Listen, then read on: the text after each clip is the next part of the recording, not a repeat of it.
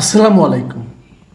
প্রিয় দর্শক, গত 5ই আগস্ট শেখ হাসিনা দেশ ছেড়ে পালিয়ে যাওয়ার পর, মানে আওয়ামী লীগ সরকারের পতনের পর আমরা কতগুলি হুজুগ দেখেছি। এই হুজুগের কিছু কিছু লজিক্যাল, আবার কিছু কিছু খুবই আপত্তিকর। কি হয়েছে, বিভিন্ন জায়গায় শেখ হাসিনার কিছু আবক্ষ মূর্তি ছিল, মুরাল ছিল, ছবি ছিল, সেগুলি ভেঙে ফেলা হয়েছে। আবার বঙ্গবন্ধু শেখ মুজিবুর রহমানের কিছু ভাস্কর্য ছিল, কিছু বড় বড় ছবি ছিল, সেগুলোও ভেঙে ফেলা হয়েছে। এই যে রাজনৈতিক ভাঙচুর, এটার পাশাপাশি আমরা আরেকটা জিনিস দেখেছি। সেই জিনিসটা হলো যে কিছু ঐতিহ্যবাহী ভাস্কর্য, কিছু ঐতিহ্যবাহী সাংস্কৃতিক স্থাপনা, সেগুলোতে ভাঙা হয়েছে, আগুন দেওয়া হয়েছে। আবার এই হুজুগ চলতে চলতে দেখলাম যে বিভিন্ন মাজার, দরগা, মন্দির, এগুলোর মধ্যে আগুন দেওয়া হয়েছে, ভাঙা হয়েছে। তো প্রশ্ন হচ্ছে, এই হুজুগগুলি কেন, কারা এগুলি করছে? এবং এটাকে কেন্দ্র করে কিন্তু আমাদের প্রতিবেশী দেশ ভারতেও কিন্তু অনেক ধরনের ভিডিও, সোশ্যাল মিডিয়াতে কথাবার্তা, যে হিন্দুদের বাড়িঘর, মন্দির ভাঙা হচ্ছে, এগুলি কিন্তু নানা ধরনের প্রচারণা চলেছে। যদিও এটা খুব বেশি একটা ভিত্তি তারা পায় না, ঘটনা দু একটা ঘটেছে, তারা দেখানোর চেষ্টা করেছে অনেক অনেক। তো যতগুলি হিন্দুর মাজার ভাঙা, হিন্দুদের মন্দির ভাঙা হয়েছে, তার কমপক্ষে 10-12 গুণ কিন্তু পীরের দরগা ভাঙা হয়েছে, মাজার ভাঙা হয়েছে মুসলমানদের। তো এটা কেন? আবার দেখেন ঐতিহ্যবাহী বিভিন্ন ভাস্কর্য, আমি আমাদের এলাকার কথাই বলি। আমার বাড়ি ময়মনসিংহ, আপনারা জানেন, অনেককে বলেছি আমি বিভিন্ন সময়।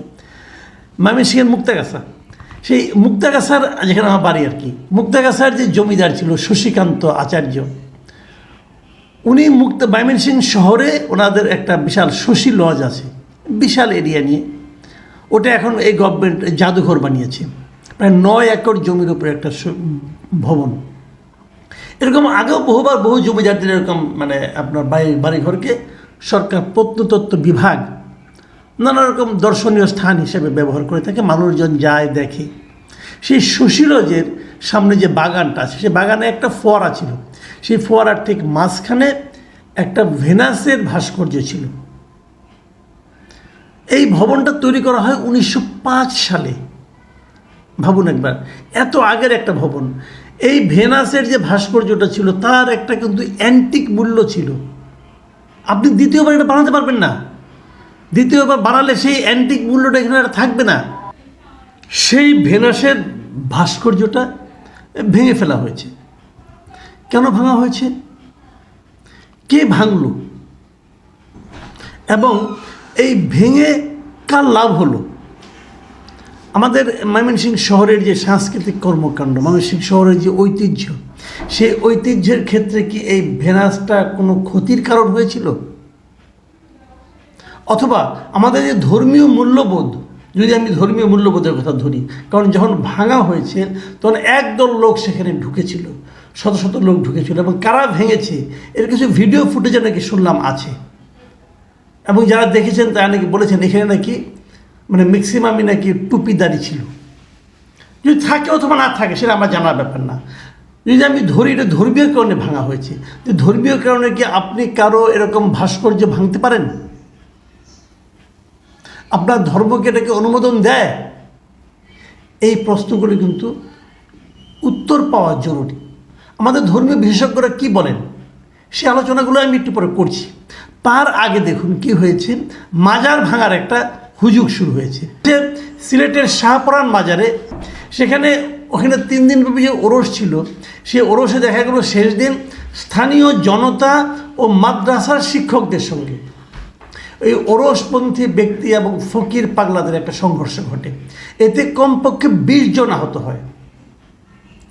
এবং এই ঘটনার পরে পুলিশ এখানে যায়, নিয়ন্ত্রণে আনে, কিন্তু ঘটনা কিন্তু থেমে যায় না, এটা বিভিন্ন জায়গায় ছড়িয়ে যায়। কোথায় হয়নি আপনি দেখেন, সর্বশেষ আমাকে দেখলাম এই ধামরায়ে বুচাই পাগলার মাজার ভেঙে দেওয়া হয়েছে।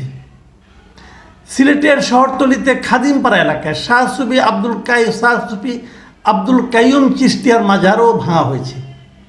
আপনার ছবি দেখুন। শরীয়তপুরে আরশাদ পাগলার মাজার ভাঙা হয়েছে এবং সালুসার মাজার ভাঙা হয়েছে। এর আগে নারায়ণগঞ্জের দেওয়ানবাগের মাজার ভাঙা হয়েছে এবং সেখানে আগুনও দেওয়া হয়েছে। সেই ঘটনায় 4 জন আহত হয়েছে। সেপ্টেম্বরের 3 তারিখে সিরাজগঞ্জের ইসমাইল পাগলার মাজারে হামলা চালিয়ে ভাঙা হয়েছে। এর আগে 29শে অগাস্ট সিরাজগঞ্জের কাজীপুর উপজেলার মুনসুরনগর ইউনিয়নের বামনজানির বাজারের পাশে আলী পাগলার মাজারও ভাঙচুর করা হয়েছে। এবং এগুলো কিন্তু প্রকাশ্যে, গোপনে কিছু না, প্রকাশ্যে লোকজন যাচ্ছে, হাতুড়ি বাটাল শাবল নিয়ে যাচ্ছে, ভাঙছে, কেউ অগ্রসর হচ্ছে না। আইন শৃঙ্খলার একটা অবনতি আমরা বলছি অনেক দিন ধরে, সেটার কারণে পুলিশও যে থামাবে সেই চেষ্টাও তারা করছে না। সাধারণ মানুষ তো ভয়েই যাচ্ছে না। বাট এটা কারা? এদের চেনা খুব কঠিন না। একটা ঘটনা বলি, এই মাজার ভাঙতে অনেক জায়গায় আবার ইভেন্ট খোলা হয়েছে সোশ্যাল মিডিয়ায়। এই সেপ্টেম্বর মাসের ফার্স্ট উইকে ফেসবুকে একটা ইভেন্ট খোলা হয়েছে, যারা 11 তারিখে মানে 11 সেপ্টেম্বর গুলিস্তানের গোলাপশাহ মাজার ভাঙবে এবং সেখানে প্রায় 15,000-এর মতো মানুষ সেখানে সাড়া দিয়েছে। হ্যাঁ, তারা যাবে সেখানে, এই কথা বলেছে।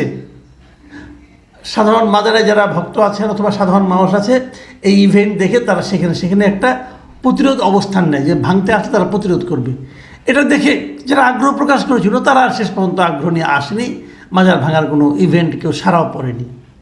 যা সারা পড়েছিল ভার্চুয়ালি, বাস্তবে কেউ আসেনি।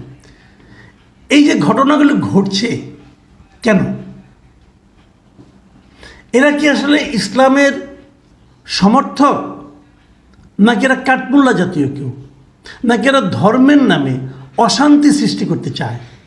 আসলে এরা কারা? এই প্রশ্নটা কিন্তু উত্তর পাওয়া আমাদের জন্য খুব জরুরি। কারণ জরুরি এই কারণে, আমাদের এখানে যদি কিছু ঘটে, একটা জিনিস খেয়াল করেন, আমাদের এখানে যদি এ ধরনের অশান্তি ঘটে, এটাকে কিন্তু অনেকে ক্যাশ করতে পারে, অনেকে পুঁজি করে বলতে পারে যে এই সরকার ধর্মীয় সম্প্রীতি রক্ষা করতে পারছে না। যদি আপনি ইসলামের কথা বলেন, ইসলামের কেউ কিন্তু এই মাজারটা ইসলামের অনুশাসন অনুযায়ী হচ্ছে কি না, মাজার অথবা পীর, এগুলো পীর মুরিদ এগুলো কি ইসলামে আছে কি নাই, এটা নিয়ে কিন্তু নানা বিতর্ক আছে। মাজারে অনেকেই যান না, অনেকে যান।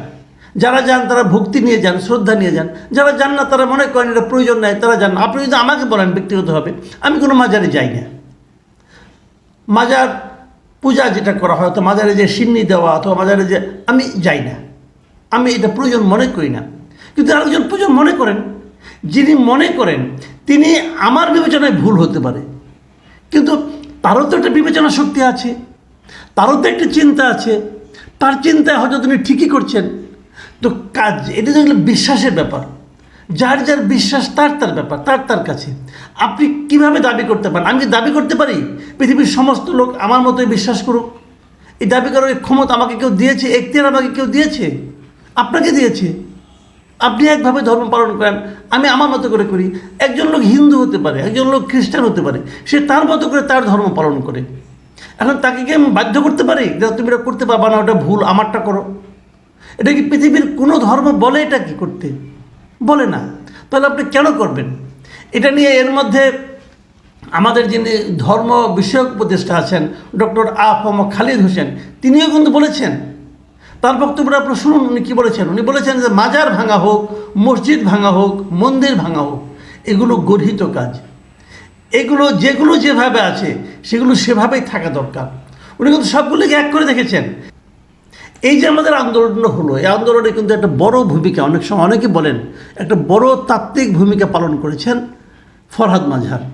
উনি কবি, ওনাকে অনেকে নানা রকম গবেষকও বলেন। যাই বলুক, উনি ইসলামীয় বেশ পড়াশোনা করেছেন। উনি এর মধ্যে একটা বক্তব্য দিয়েছেন, এটা খুবই গুরুত্বপূর্ণ বক্তব্য।